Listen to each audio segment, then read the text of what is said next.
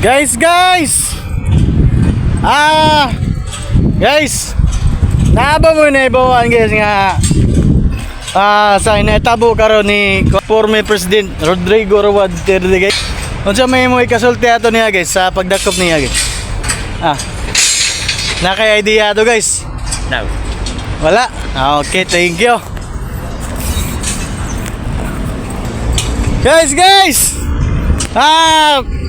Kebaba ka sa naitabo ni former President Rodrigo Duterte guys. Unsa may mo ikasulti ato niya guys? Ni Rodrigo Roa Duterte sa pagdakop niya. Good morning. Unsa may ikasultian mo atong pagdakop niya? Masulupon lang kay ako presidente dati na kuan man.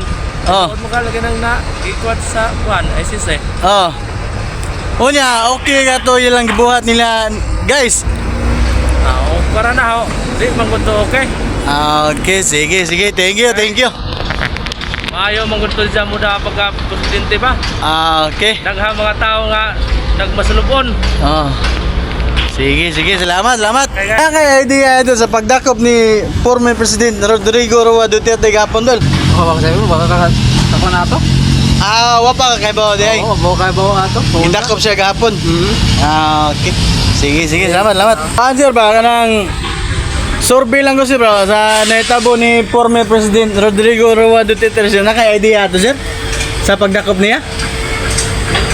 Unsa ikasulti ni mga ato sir? Si Ping Lacson kasi binoto ko, hindi naman si Ay, si Ping Lacson. Ay, sige. Pero sa nangyari kay Rodrigo Roa Duterte sir, anong yung masasabi mo sir? Ronoblo kasi yun. Roll of law. So, Ibig sabihin nun, yun ang ano ng batas. Baka mahanap ko naman. Ito na lang, si ano mas pogi ito kasama. hindi naman papugian to sir eh. May waran na ba na lumabas? Pero alam ko nakatira ko. Sige. Sige, salamat sa idea sir.